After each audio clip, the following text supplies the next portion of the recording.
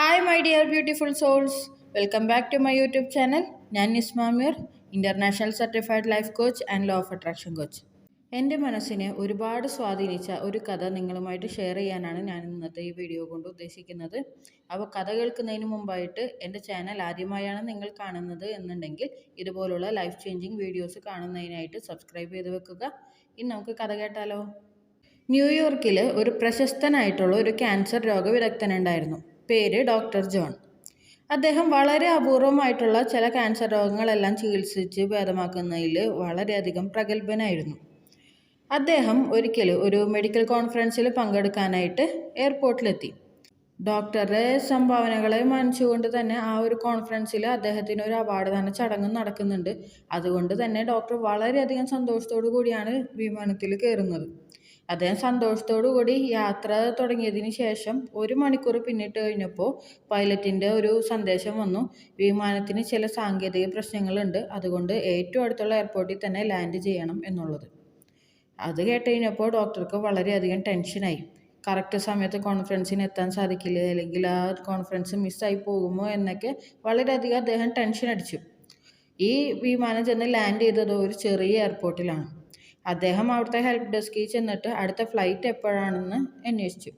അപ്പോൾ 12 മണിക്കൂർ കഴിഞ്ഞിട്ടേ ഉള്ളൂ അടുത്ത ഫ്ലൈറ്റ് എന്നും, അതുവരെ ഒരു റെൻ്റ് കാർ എടുത്തിട്ട് ഒന്ന് ചുറ്റിക്കറങ്ങിയിട്ട് വരാനുമാണ് അവിടുത്തെ ഉദ്യോഗസ്ഥ ഈ ഡോക്ടറെ അടുത്ത് പറഞ്ഞത്.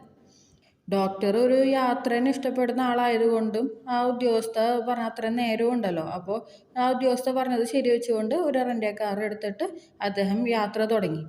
പക്ഷേ ആ കാറ് മുന്നോട്ടെടുത്ത് ഒരു അരമണിക്കൂറായപ്പോഴേക്കും കാലാവസ്ഥ ആകെ മാറി. വളരെയധികം ശക്തിയായിട്ട് മഴ പെയ്യാൻ തുടങ്ങി, അതേപോലെ തന്നെ ശക്തമായിട്ടുള്ള കാറ്റും. ആ ഒരു കനത്ത മഴയിൽ അദ്ദേഹത്തിന് റോഡ് സൈൻ ഒന്നും കാണാൻ പറ്റിയില്ല. അദ്ദേഹത്തിന് വഴി തെറ്റിപ്പോയി.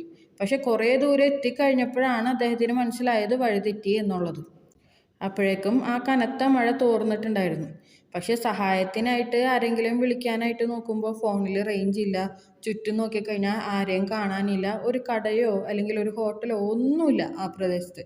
അത്രയും വിജനമായിട്ടുള്ളൊരു പ്രദേശത്താണ് ആ ഡോക്ടർ ചെന്നെത്തിപ്പെട്ടത്. അദ്ദേഹത്തിനാണെങ്കിൽ വളരെയധികം വിശപ്പും ക്ഷീണവും എല്ലാം തോന്നി തുടങ്ങിയിട്ടുണ്ട്. അങ്ങനെ ആരെങ്കിലും സഹായിക്കാൻ ഉണ്ടാവുമോ എന്നറിയാനായിട്ട് അന്വേഷിച്ച് തുടങ്ങിക്കഴിഞ്ഞപ്പോഴാണ് ആ ഒരു വിജനമായ സ്ഥലത്ത് ഒരു തടി കൊണ്ട് ഉണ്ടാക്കിയിട്ടുള്ള ഒരു പഴയ വീട് കാണുന്നത്. അദ്ദേഹം കാറ് നിർത്തിയിട്ട് ആ വീട്ടിലേക്ക് പോയി അതിൻ്റെ വാതിലിൽ തട്ടി. ഒരു വൃദ്ധയായിട്ടുള്ളൊരു സ്ത്രീയായിരുന്നു വാതിൽ തുറന്നത്. അപ്പോൾ ഡോക്ടർ ആ സ്ത്രീയോട് കാര്യങ്ങൾ പറഞ്ഞതുപോലെ വഴിതെറ്റി വന്നതാണ്, എയർപോർട്ടിലേക്ക് തിരിച്ചു പോകണം, സഹായിക്കാൻ സാധിക്കുമോ എന്നൊക്കെ ചോദിച്ചു. അപ്പോൾ വൃദ്ധയായ സ്ത്രീ മാന്യമായിട്ട് സന്തോഷത്തോടു കൂടി അദ്ദേഹത്തെ സ്വീകരിച്ചിരുത്തിയിട്ട് പറഞ്ഞു, തൻ്റെ മകൻ ഇപ്പോൾ എത്തും, വന്നു കഴിഞ്ഞിട്ടുണ്ടെങ്കിൽ അവൻ താങ്കളെ എയർപോർട്ടിലേക്ക് എത്താനായിട്ട് സഹായിക്കും, അതുവരെ ഇവിടെ വിശ്രമിച്ചോളൂ എന്ന് പറഞ്ഞിട്ട് ഭക്ഷണം കൊടുത്തിട്ട് അവർ എഴുന്നേറ്റ് പോയി. ഡോക്ടർ ഭക്ഷണം കഴിച്ചുകൊണ്ടിരിക്കുമ്പോൾ അവർ മെഴുകുതിരിയുടെ മുന്നിലിരുന്ന് പ്രാർത്ഥിക്കുന്നതായിട്ട് കണ്ടു. അവരെ തൊട്ടടുത്ത് തൊട്ടിയിൽ ഒരു ചെറിയൊരു കുട്ടിയും ഉറങ്ങുന്നുണ്ടായിരുന്നു. ഓരോ പ്രാർത്ഥന കഴിയുമ്പോഴും അവർ അടുത്തടുത്തതായിട്ട് പ്രാർത്ഥിച്ചു തുടങ്ങും. അങ്ങനെ ആ ഒരു പ്രാർത്ഥനയിലും മുഴുകിയിരിക്കുകയാണ് അവർ.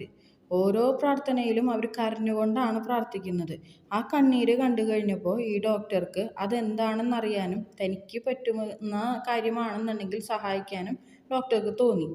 അപ്പോൾ ആ പ്രാർത്ഥന കഴിഞ്ഞ് ആ സ്ത്രീ എഴുന്നേറ്റപ്പോൾ ഡോക്ടർ അവരോട് കാര്യം എന്താണെന്ന് ചോദിച്ചു. അപ്പോൾ ആ സ്ത്രീ ഒരു വിഷമം കലർന്നിട്ടുള്ള മുഖത്തോടു കൂടി എന്നാൽ ഒരു പുഞ്ചിരി മുഖത്ത് വെച്ചുകൊണ്ട് ഡോക്ടറോട് പറഞ്ഞു, ദൈവം എൻ്റെ എല്ലാ പ്രാർത്ഥനകളും ഇതുവരെ കേട്ടിട്ടുണ്ട്. പക്ഷെ എന്തുകൊണ്ടോ ഇത് മാത്രം അദ്ദേഹം കേൾക്കുന്നില്ല. എൻ്റെ വിശ്വാസം അത്ര ശക്തമല്ലാത്തത് കൊണ്ടായിരിക്കാം അത്. ഈ തൊട്ടിൽ കിടക്കുന്നത് എൻ്റെ പേരക്കുട്ടിയാണ്. വളരെ അപൂർവമായിട്ടുള്ള ഒരു ക്യാൻസറാണ് ഈ കുട്ടിക്ക്. പല ഡോക്ടർമാരെ മാറി മാറി കണ്ടു. അവരൊക്കെ പറയുന്നത് ന്യൂയോർക്കിലുള്ള ഒരു ഡോക്ടർ ഈ ക്യാൻസറിന് പ്രശസ്തനാണെന്നാണ്. പക്ഷെ അത്രയും ദൂരം പോവാനും അദ്ദേഹത്തെ കാണിക്കാനും ഉള്ള സാമ്പത്തിക ശേഷി ഞങ്ങൾക്കില്ല. ഇനി പോയാൽ തന്നെ ആ ഡോക്ടറെ അപ്പോയിൻമെൻറ്റ് കിട്ടണമെന്നുമില്ല. അത് കേട്ടപ്പോൾ ഡോക്ടർ ആ സ്ത്രീയോട് ചോദിച്ചു, ആ ഡോക്ടറുടെ പേര് ജോൺ എന്നാണോ? ആ സ്ത്രീ പറഞ്ഞു, അതെ, താങ്കൾക്ക് അദ്ദേഹത്തെ അറിയാമോ? അത് കേട്ടപ്പോൾ ഡോക്ടറെ കണ്ണുകളൊക്കെ നിറഞ്ഞൊഴുകാൻ തുടങ്ങി. ഡോക്ടറെ കാണാനുള്ള വഴിയില്ലാത്തതുകൊണ്ട് ആ സ്ത്രീ തൻ്റെ കൊച്ചുമകൻ്റെ രോഗം മാറ്റാനായിട്ട് ദൈവത്തിനോട് വളരെയധികം കരഞ്ഞ് പ്രാർത്ഥിച്ചുകൊണ്ടിരിക്കുകയായിരുന്നു ഇത്രയും ദിവസം. അപ്പോൾ കണ്ണുകൾ തുടച്ചുകൊണ്ട് ഡോക്ടർ ജോൺ പറഞ്ഞു, പ്രാർത്ഥനയ്ക്ക് ഇത്രയും ശക്തിയുണ്ടല്ലേ. എനിക്ക് പോകേണ്ടിയിരുന്ന വിമാനത്തിന് തകരാറുണ്ടായി. വിമാനം ഇവിടെ ലാൻഡ് ചെയ്യേണ്ടി വന്നു. കനത്ത മഴയിൽ എനിക്ക് വഴി തെറ്റി. ഒടുവിൽ ഞാൻ ഈ വീട്ടിലെത്തപ്പെട്ടു. ഡോക്ടർ ജോൺ തന്നെ ഈ കുഞ്ഞിനെ ചികിത്സിച്ച് രോഗം മാറ്റും. നിങ്ങളുടെ മുന്നിലിരിക്കുന്ന ഞാനാണ് ഡോക്ടർ ജോൺ. ഇത് കേട്ടുകഴിഞ്ഞപ്പോൾ ആ വൃദ്ധയ്ക്ക് ഉണ്ടായ ആ ഒരു സന്തോഷം എന്ന് പറയുന്നത് അവരുടെ കണ്ണുകളൊക്കെ നിറഞ്ഞൊഴുകി. ഒരു പ്രാർത്ഥനയ്ക്ക് എത്രത്തോളം ശക്തിയുണ്ടെന്നുള്ളത് ഈ ഒരു കഥയിൽ നിന്ന് നമുക്ക് മനസ്സിലാക്കാൻ സാധിക്കും. ആ ഒരു വൃദ്ധ അവരുടെ നിസ്സഹായ അവസ്ഥയിലും അത്രയ്ക്കധികം വിശ്വസിച്ചുകൊണ്ട് ആത്മാർത്ഥമായി തൻ്റെ പേരക്കുട്ടിക്ക് വേണ്ടിയിട്ട് പ്രാർത്ഥിക്കുന്നു. ദൂരെയുള്ള ആ ഒരു ഡോക്ടറെ കാണാനായിട്ട് യാതൊരു വഴിയില്ലാതിരുന്നിട്ടും അപ്പോയിൻമെൻറ്റ് കിട്ടാൻ പ്രയാസമായിരുന്നിട്ടും അവർ പ്രാർത്ഥിച്ചു. അതുകൊണ്ട് തന്നെ ദൈവം അവരുടെ വിശ്വാസം കാത്തു സൂക്ഷിക്കാനായിട്ട് ആ ഡോക്ടറെ തന്നെ അവരുടെ അടുക്കലേക്ക് കൊണ്ടുവന്നെത്തിച്ചു. എത്രത്തോളം വിചിത്രമായിട്ടുള്ള ഒരു കാര്യമാണല്ലേ അത്. ഈ വിചിത്രമായിട്ടുള്ള കാര്യങ്ങൾ നമ്മുടെ ലൈഫിലും നടക്കുന്നുണ്ട് പലപ്പോഴും. പക്ഷെ നമ്മൾ തിരിച്ചറിയുന്നില്ല എന്ന് മാത്രം. നമ്മളുടെ ലൈഫിൽ പലപ്പോഴും പല സിറ്റുവേഷൻസിലും നമുക്ക് അദൃശ്യമായിട്ടുള്ള കാര്യങ്ങൾ വരാറുണ്ട്. അല്ലെങ്കിൽ നമ്മൾ എങ്ങനെയെന്ന് ചിന്തിക്കുന്ന രീതിയിൽ നമ്മളുടെ പ്രോബ്ലംസ് എല്ലാം സോൾവ് ആയി പോകാറുണ്ട്.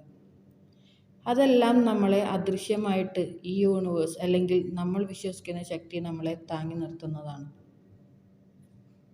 പക്ഷേ നമ്മളെപ്പോഴും പ്രശ്നങ്ങൾക്ക് പിന്നാലെ പോകുമ്പോൾ, അതിലേക്ക് ഫോക്കസ് കൊടുക്കുമ്പോൾ നമ്മൾക്ക് ഈ യൂണിവേഴ്സ് തരുന്ന അല്ലെങ്കിൽ നമ്മൾ വിശ്വസിക്കുന്ന ആ ശക്തി തരുന്ന സഹായഹസ്തങ്ങൾ കാണാതെ പോകുന്നു.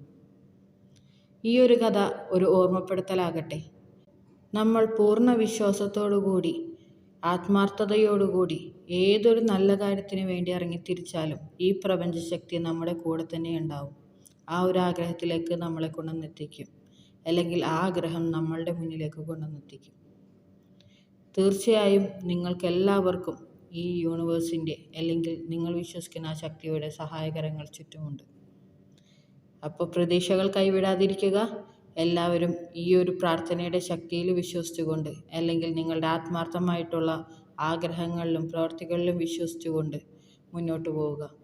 All the best. ഈ കഥ ഇഷ്ടമായിട്ടുണ്ടെങ്കിൽ ലൈക്ക് ചെയ്യുക, ഷെയർ ചെയ്യുക, സബ്സ്ക്രൈബ് ചെയ്ത് സപ്പോർട്ട് ചെയ്യുക. Thank you all. Happy manifesting.